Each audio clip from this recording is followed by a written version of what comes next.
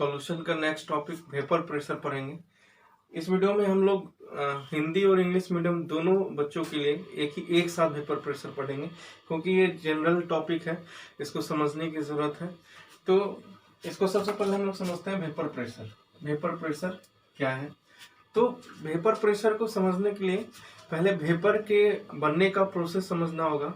Vapour किसी भी चीज़ में कब बनता है? जब हम किसी भी बर्तन में, हम एक बर्तन लेते हैं, उसमें वाटर डाल देते हैं, फिर उस पर हम हीट प्रोवाइड करते हैं। तो इस कंडीशन में क्या होता है कि इसके वाटर के जो मॉलिक्यूल्स हैं, वाटर के जल के जो अणु हैं छोटे छोटे, वो अणु ऊपर की तरफ जो वेपर है उसमें जाके मिक्सअप होने लगते हैं। ये जो वाटर मॉलिक्यूल है, द्रव में अणुओं के बीच जो अंतराण्विक आकर्षण बल होता है वो ठोस की अपेक्षा कम होता है, लेकिन गर्म करने के बाद इसके जो अंतराण्विक आकर्षण बल है वो टूटने लगते हैं, जिस कारण से जो जल के जितने भी अणु हैं वो विसरित होने लगते हैं, वो बहने लगते हैं, और उसके बाद उसमें ऊष्मा मिलती है तो वो गैसीय अवस्था में परिवर्तित होकर वाष्प बन जाते हैं। तो ये जो प्रक्रिया होती है इसको हम लोग वाष्पन कहते हैं। ये जो प्रक्रिया है ये वाष्पन कहलाती है। वाष्पन यानी कि वेपराइजेशन।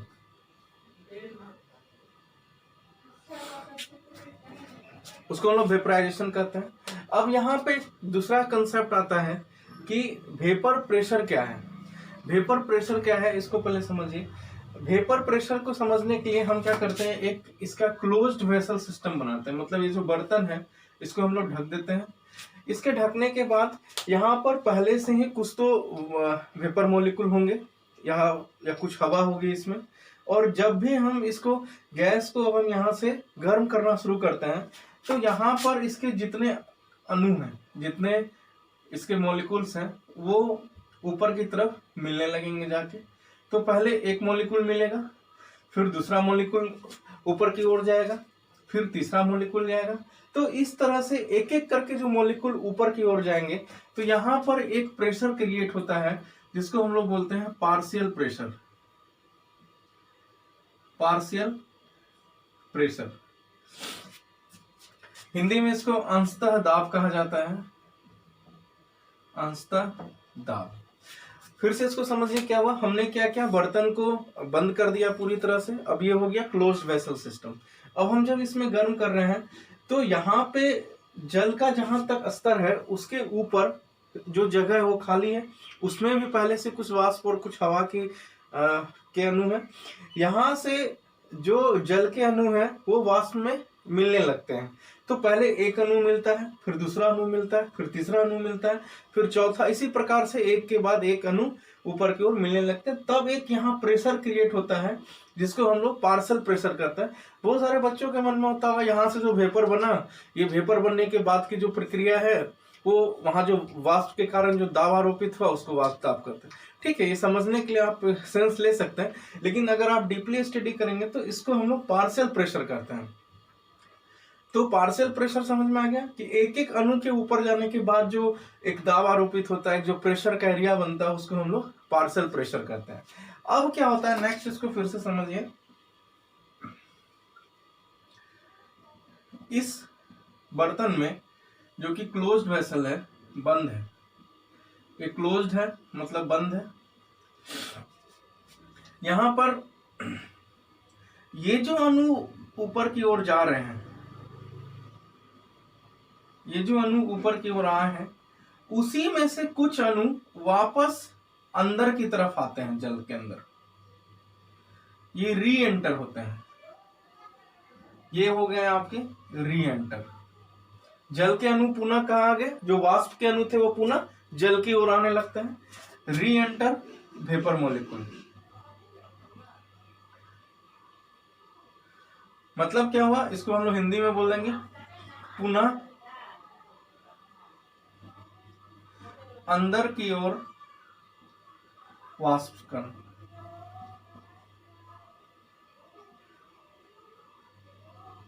मतलब क्या हुआ कि जो भी मॉलिक्यूल ऊपर की ओर गए थे उन्हीं में से कुछ मॉलिक्यूल अंदर वापस जल की ओर आने लगता है।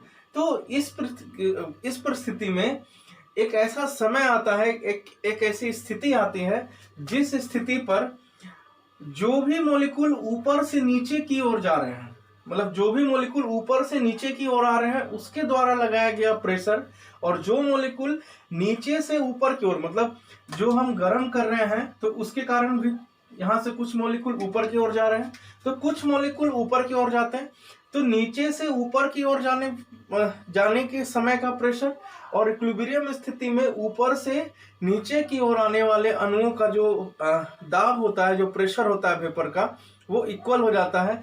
इस स्थिति में जो दाब आरोपित होता है, दाब बनता है, इस स्थिति के दाब को हम लोग वेपर प्रेशर कहते हैं। इसको फिर से एक बार समझ लीजिए। अब क्या हो रहा है, अभी थोड़े समय के बाद एक ऐसी स्थिति आती है जिस स्थिति में, जिस पोजीशन पर जो वाष्प मॉलिक्यूल नीचे से ऊपर की ओर गए वो पुनः अंदर आने लगते हैं, वो पुनः जल में मिलने लगते हैं। तो उस समय जो प्रेशर एग्जर्ट होता है, और उसी समय जो भी मॉलिक्यूल नीचे से ऊपर की ओर जाते हैं, जो जल से वाष्प बन रहे हैं, उस समय उनका भी एक दाब आरोपित होता है, दोनों समान हो जाते हैं, इक्वल हो जाते हैं। तो उस स्थिति में जो दाब आरोपित होता है उसको हम लोग वेपर प्रेशर कहते हैं, वाष्प दाब कहते हैं। तो ये जो कंडीशन होती है, ये सारी स्थिति इक्विलिब्रियम होती है। ये साम्यावस्था की स्थिति है।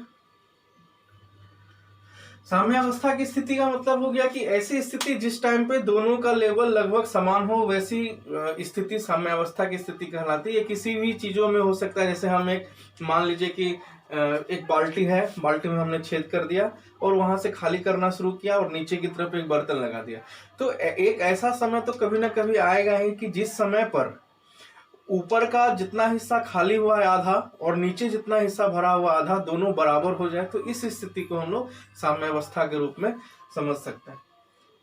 तो ये जो स्थिति है, जिस स्थिति पर वापस आने वाले, री एंटर होने वाले वेपर मोलिकुल्स का प्रेशर और नीचे से ऊपर की ओर जाने वाले वेपर मोलिकुल्स का प्रेशर जब दोनों इक्वल हो जाता है, तो उस प्रेशर को हम लोग वेपर प्रेशर कहते हैं।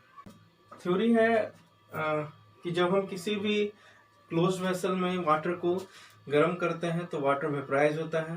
वाटर मोलिकुल्स के वेपराइजेशन के कारण जो प्रेशर बनता है, जब तक सारे मोलिकुल्स वेपराइज नहीं हो जाते हैं तब तक प्रेशर का क्रिएशन होने का काम चलता रहता है। उस समय जो प्रेशर होता है उसको हम लोग पार्शियल प्रेशर कहते हैं।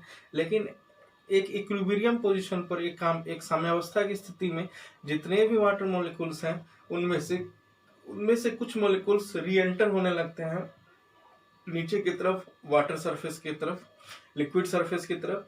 तब जो प्रेशर क्रिएट होता है एक खास टेम्परेचर पर, उसको हम लोग वेपर प्रेशर कहते हैं। तो मतलब क्या हुआ कि री एंटर वेपर मोलिकुल प्रेशर, मतलब कि वापस जो मोलिकुल आ रहे हैं, जो पुनः अंदर की ओर वाष्पन कण आ रहा है, उसका जो दाब होगा, और आउटगोइंग वेपर मोलिकुल प्रेशर, और जो बाहर की तरफ वेपर मोलिकुल्स जा रहे हैं, जो वाष्प का कण जा रहा है, उस समय जो वेपर प्रेशर होगा, उस समय जो प्रेशर होगा उसी को हम लोग वेपर प्रेशर कहते हैं।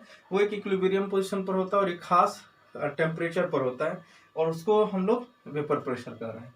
इसका डिफिनेशन है, साम्यावस्था की स्थिति में किसी निश्चित ताप पर द्रव के सतह पर लगने वाला दाब वाष्प दाब कहलाता है।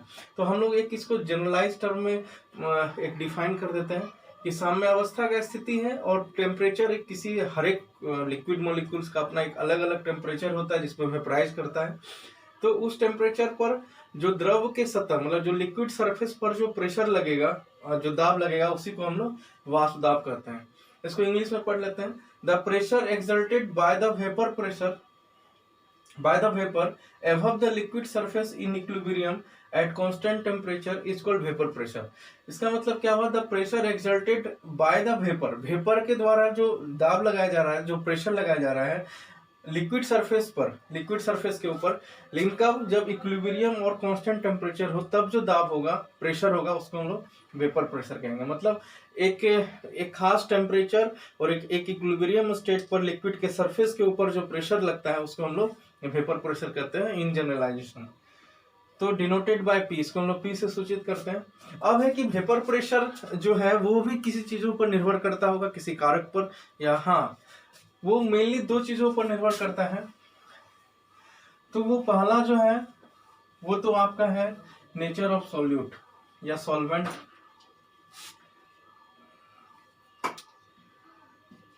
पहला है नेचर पर। नेचर मतलब कि हम लिक्विड कैसा ले रहे हैं। अगर हम ज्यादा वोलाटाइल लिक्विड ले लेंगे तो वो इजिली वोलाटाइल हो जाएगा, हमको थोड़ा सा हीट करना पड़ेगा और अच्छे से वोलाटाइल हो जाएगा, उसका प्रेशर और ज्यादा हो जाएगा, जिससे हमको वेपर प्रेशर जल्दी मिल जाएगा और ज्यादा मिलेगा। मतलब नेचर क्या हुआ कि अगर आपका वोलाटाइल सब्सटेंस है, वोलाटाइल है, तो मोर वेपर प्रेशर बनेगा, मोर वेपर बनेगा तो वेपर प्रेशर भी ज्यादा बनेगा। वहीं आपका अगर नॉन वोलाटाइल सब्सटेंस है, अगर नॉन वोलाटाइल है तो उसमें वेपर प्रेशर भी लेस बनेगा कंपैरेटिवली वोलाटाइल नेचर से, तो इसका जो वेपर प्रेशर है वो भी लेस होगा। मतलब क्या हुआ कि जैसे मान लीजिए मैंने अगर एल्कोहल का वेपर प्रेशर निकाला और वाटर का, तो जनरली एल्कोहल का जो वेपर प्रेशर है वो सेम टेम्परेचर पर आपको ज्यादा मिलेगा कंपैरेटिवली वाटर के कंपैरिजन में। और दूसरा आता है, नेक्स्ट है टेम्परेचर। तो जनरल हम लोग किसी भी चीज को अगर गर्म करते हैं तो वो वेपर में कन्वर्ट होना शुरू हो जाता है, बेसिकली लिक्विड। तो ऐसा इसलिए होता है क्योंकि लिक्विड के बीच में जो इंटरमोलिकुलर फोर्सेस हैं वो टेम्परेचर देने पर एक्सटेंड करता है और ब्रेक हो जाता है, जिससे वो फिर गैसेस स्टेट में कन्वर्ट होने लगता है। तो टेम्परेचर अगर हम इंक्रीज करेंगे तो वेपर भी उसमें ज्यादा बनेगा लिक्विड के लिए, और अगर वो वेपर ज्यादा बना रहा है तो वेपर प्रेशर भी ऑब्वियसली ज्यादा होगा एक स्पेसिफिक टेम्परेचर पर। तो ये आपका एक जनरल टर्म था। अब इसके बाद में एक लॉजिक समझाता हूं आपको। लॉजिक ये है कि अगर हम किसी लिक्विड में नॉन वोलाटाइल सब्सटेंस को ऐड कर दें, यानी कि जो वोलाटाइल नहीं हो, जो वाष्पन नहीं करे, जो उड़नशील नहीं हो, अगर हम वैसे सब्सटेंस को अगर हम ऐड करते हैं तब क्या होगा। तो मान लीजिए मैंने वाटर लिया और वाटर में शुगर को ऐड किया, और मैंने एक प्योर वाटर लिया, मैंने दोनों को हीट करना शुरू किया, तो वेपर प्रेशर किसमें ज्यादा होगा। फिर से समझिए, मैंने एक सिर्फ पानी लिया, पानी को मैंने गर्म किया, तो उसका वेपर प्रेशर एक खास टेम्परेचर पर 100 डिग्री सेल्सियस पे ये उबलने लगता है। और अगर मैंने 100 डिग्री सेल्सियस पर ही अगर वाटर और शुगर का भी अगर वेपर प्रेशर को मेजर किया, तो दोनों में से किसका वेपर प्रेशर ज्यादा होगा। आपको बता दूं, वेपर प्रेशर वाटर का आपका ज्यादा होगा, इसका वेपर प्रेशर कम होगा। ऐसा इसलिए होता है क्योंकि वाटर के मॉलिक्यूल्स प्योर वाटर में फ्री हैं, फ्री टू मूव है। हमने उसको हीट किया और वो इजिली बॉयल होना शुरू हो गया, इवेपोरेशन उसकी स्टार्ट हो गई, तो वेपर प्रेशर भी हमको ज्यादा मिल गया। लेकिन शुगर और वाटर में क्या होता है कि मान लीजिए कि ये वाटर मॉलिक्यूल है, तो उसके वाटर मॉलिक्यूल के बीच में चीनी के मॉलिक्यूल आ जाते हैं, तो जिनके बीच में फोर्स ऑफ इंटरेक्शन इंक्रीज कर जाता है। ये आपका वाटर मॉलिक्यूल है, ये आपका शुगर है। तो दोनों के बीच में, दो वाटर मॉलिक्यूल्स के बीच में एक शुगर का मॉलिक्यूल आ जाता है, तो जिससे क्या होता है, फोर्स ऑफ इंटरेक्शन या अट्रैक्शन और भी ज्यादा बढ़ जाता है। अब हमको इनके फोर्स को ब्रेक करने के लिए और ज्यादा हीट की रिक्वायरमेंट होती है, और ज्यादा टेम्परेचर देना पड़ता है, जिस कारण से सेम टेम्परेचर पर ये ब्रेक नहीं हो पाता, जबकि प्योर वाटर ब्रेक हो जाता है और वेपर में कन्वर्ट हो जाता है। इसको थोड़ा सा ज्यादा टेम्परेचर चाहिए। इसलिए किसी भी लिक्विड में जब हम नॉन वोलेटाइल सॉल्यूट को ऐड करते हैं तो उसका जो बॉइलिंग पॉइंट है वो बढ़ जाता है और जो वेपर प्रेशर है वो घट जाता है। इसको हम लोग और आगे डिटेल में पढ़ेंगे जब हम लोग स्टार्ट करेंगे लोअरिंग ऑफ वेपर प्रेशर, उस वाले टॉपिक में इसको हम लोग और भी डिटेल में पढ़ेंगे। तो जितने बच्चे ने अभी तक चैनल को सब्सक्राइब नहीं किया है वो सब्सक्राइब कर लो, ज्यादा से ज्यादा शेयर करें, जिससे आपके जो ग्रामीण क्षेत्रों के मित्र हैं या शहरी क्षेत्रों को, उनके बच्चों को मिल सके और वो इस स्थिति में भी अपनी पढ़ाई को जारी